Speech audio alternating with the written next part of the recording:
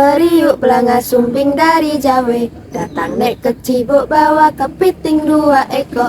Cak-cak pur dalam belanga pica hitung gigi ronga, sampai ketawa dolo di pancung raja tunggal.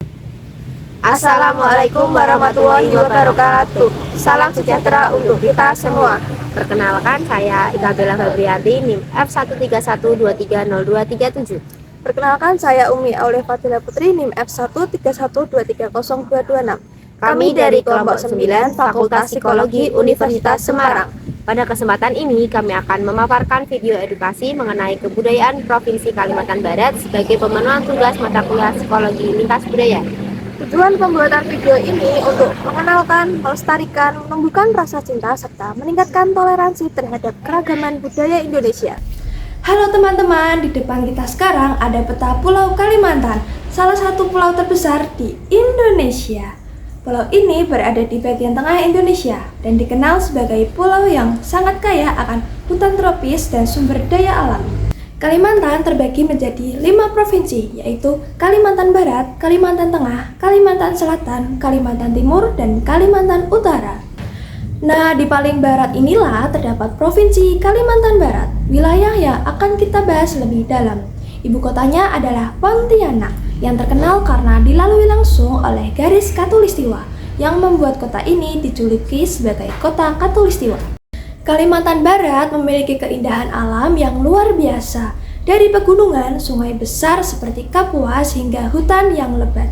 Selain alamnya, Kalimantan Barat juga kaya akan keragaman suku dan budaya, terutama dari suku Dayak yang menjadi salah satu suku asli terbesar di pulau ini. Selain kaya akan budaya, Kalimantan Barat juga memiliki maskot flora dan fauna yang khas.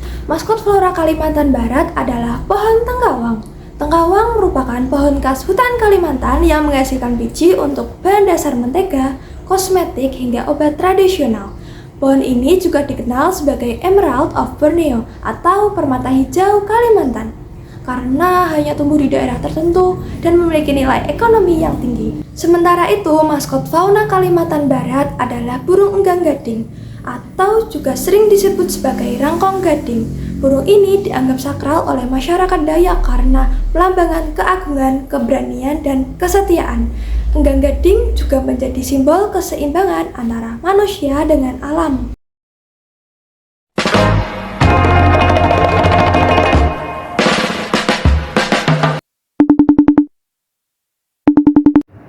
Halo Aul, kue Daet, kue udah tahu pasar rumah Radang kah? Baik-baik kak, udah bah, rumah tuh panjang betul, banyak bilik di dalamnya. Bah, tiap bilik tuh tempat satu keluarga, semua tinggal sama-sama, saling bantu, saling jaga. Oh, jadi rumah Radang tuh bukan cuma rumah biasa ya? Oh, nduk bah, itu lambang handep. Kita hidup bareng, gotong royong, satu hati. Bagus bah, adat kita tuh, rumah tinggi tapi maknanya lebih tinggi lagi. Betul bah, leluhur bilang kalau kita mau kuat, kita harus bersatu, macam orang di rumah Radang. Di belakang ini adalah gambar rumah adat suku Dayak di Kalimantan Barat yang dikenal dengan sebutan rumah panjang atau rumah Radang. Rumah ini dibuat memanjang dan dihuni oleh banyak keluarga yang masih memiliki hubungan kekerabatan. Bentuk fisiknya merupakan contoh wujud artefak budaya yang bisa dilihat dan diraba secara langsung. Rumah Radang tidak hanya menjadi bangunan fisik, di dalamnya terdapat aturan hidup bersama, musyawarah, dan kegiatan sosial yang berulang setiap hari. Hal ini menjadi contoh wujud kebudayaan sebagai sistem aktivitas, karena aktivitas masyarakat diatur oleh adat dan pola interaksi sosial tertentu. Nilai yang dianut masyarakat Dayak seperti handep atau semangat tolong-menolong berasal dari sistem ide kebudayaan, yaitu gagasan yang hidup dalam pemikiran masyarakat dan diwariskan melalui generasi keluarga besar di rumah Radang.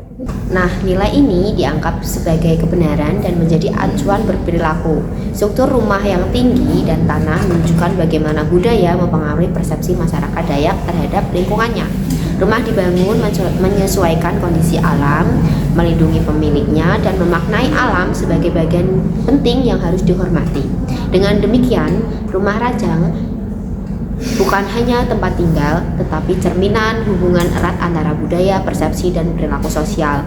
Masyarakat Dayak memaknai hidup sebagai sebuah kebersamaan yang mengutamakan persatuan keluarga dalam satu atap.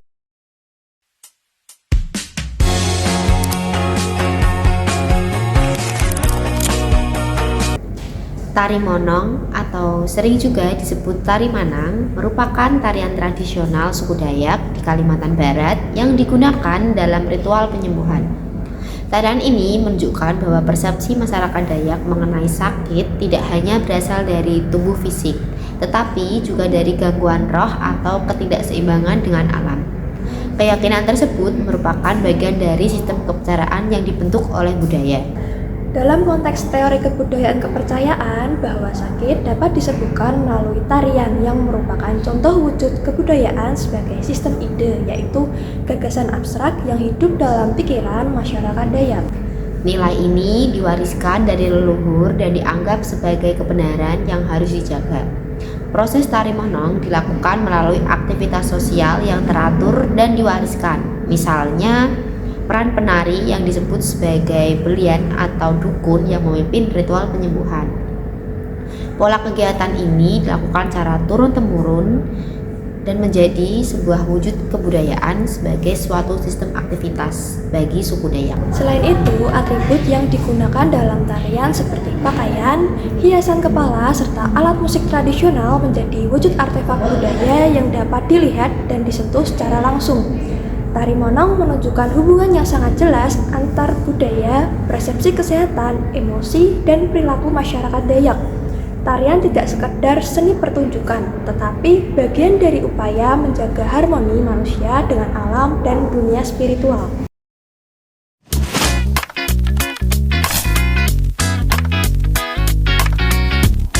Tato bagi masyarakat Dayak bukan sekedar hiasan tubuh, tapi sebagai simbol perjalanan hidup, status sosial, dan spiritualitas. Setiap goresan tinta mengandung makna yang mendalam, mulai dari tanda keberanian setelah berperang, penghargaan atas prestasi, hingga perlindungan dari roh jahat. Proses menato dulu dilakukan secara tradisional, menggunakan duri dan arang dengan doa serta ritual adat. Kini, tato Dayak juga menjadi bentuk pelestarian budaya, bahwasanya bukti bahwa warisan leluhur tetap hidup di tubuh dan hati generasi penerus. Di sini, tato menunjukkan dari suku atau daerah mana seseorang berasal. Tato bisa menunjukkan pencapaian seseorang seperti keberhasilan dalam perburuan, peperangan, atau perjalanan spiritual. Tato Dayak juga dianggap memiliki kekuatan magis atau sebagai pelindung dari roh jahat dan penyakit. Dalam kepercayaan Dayak, tato juga berfungsi sebagai penerangan jalan roh menuju alam baka setelah kematian. Tato juga menjadi simbol kecantikan dan kehormatan, terutama pada perempuan Dayak. Misalnya, tato di tangan dan kaki menunjukkan bahwa seseorang perempuan telah mencapai usia dewasa atau telah melalui ritual tertentu.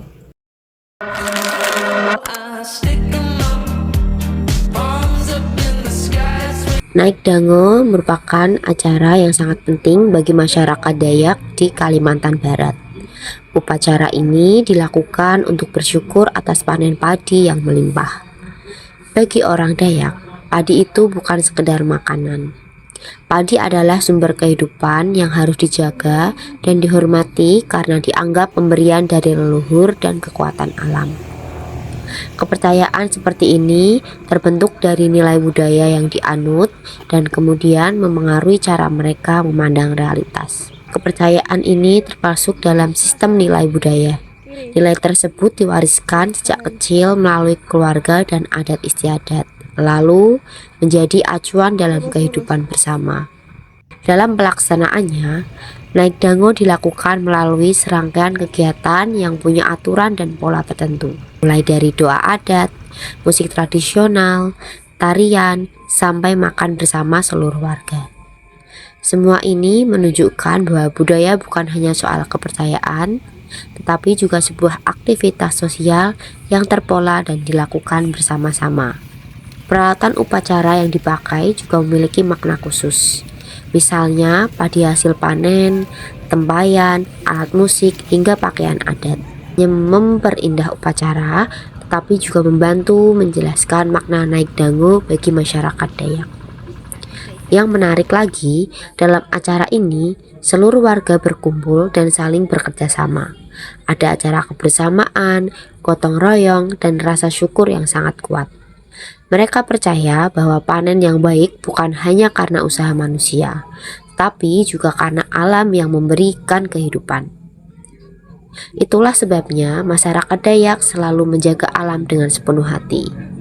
Karena menurut mereka, alam bukan hanya sekedar objek yang bisa dimanfaatkan seenaknya, tetapi alam adalah sahabat dan bagian dari keluarga. Naik dangu ini bukan sekedar acara seru atau festival biasa. Upacara ini merupakan bentuk rasa syukur, penghormatan terhadap alam, dan sarana untuk menguatkan hubungan sosial dalam masyarakat Dayak. Lewat naik dangu, kita bisa melihat jelas bagaimana budaya, persepsi, nilai, dan aktivitas manusia saling terhubung dalam kehidupan sehari-hari orang Dayak. Masyarakat Dayak memegang teguh nilai keadilan, keterbukaan, dan musyawarah dalam setiap keputusan adat. Perbedaan dipandang sebagai kekayaan. Sikap saling menghargai telah memberikan kontribusi besar terhadap kerukunan antar budaya di Kalimantan Barat.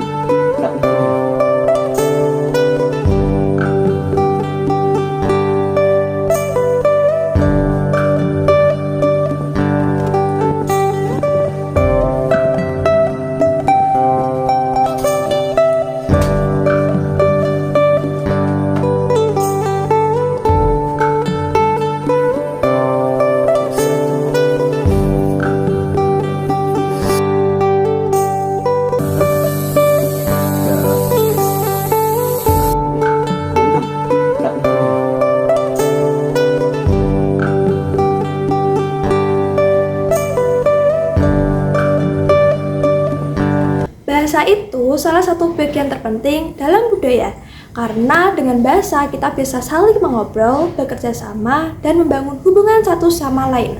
Dalam materi kita dijelaskan bahwa bahasa merupakan sistem budaya yang mengatur interaksi sosial. Nah, suku Dayak di Kalimantan Barat ini punya banyak banget dialek bahasa. Contohnya Dayak Kanayat, Iban, Ahe, dan masih banyak lagi. Setiap dialek bukan hanya beda kata, tapi juga cara pandang hidupnya. Contoh, dalam bahasa Kanayat ada kalimat kue dait, artinya apa kabar, dan mahawa, artinya terima kasih. Sapaan seperti ini menunjukkan bahwa komunikasi orang Dayak itu hangat, ramah, dan saling menghargai. Jadi bahasa Dayak bukan cuma alat mengobrol, bahasa juga menunjukkan nilai-nilai budaya, yaitu menghormati orang lain, menjaga kerukunan, dan tidak membuat orang tersinggung. Nilai ini sudah ditanamkan sejak kecil dalam keluarga dan adat, lalu menjadi bagian dari kehidupan masyarakat. Hal ini merupakan contoh sistem ide dalam budaya yang diwariskan. Selain itu, bahasa Dayak juga punya banyak ungkapan budaya yang berkaitan dengan alam. Karena masyarakat Dayak hidup sangat dekat dengan hutan, sungai, dan tanah leluhur mereka. Mereka percaya kalau kita menjaga kata-kata dan sikap, alam juga akan menjaga kita. Persepsi tentang alam sebagai saudara dan bukan sebagai objek semata berasal dari pengalaman budaya yang kuat.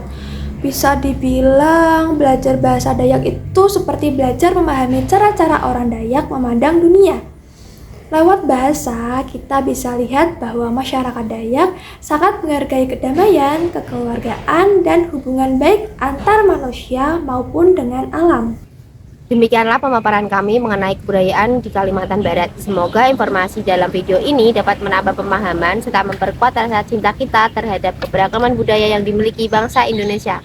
Kami mengucapkan terima kasih kepada dosen penganggu Ibu Kimi SPC serta teman-teman dari keluarga yang telah membantu dalam proses pembuatan video ini. Sekian dari kelompok kami. Wassalamualaikum warahmatullahi wabarakatuh.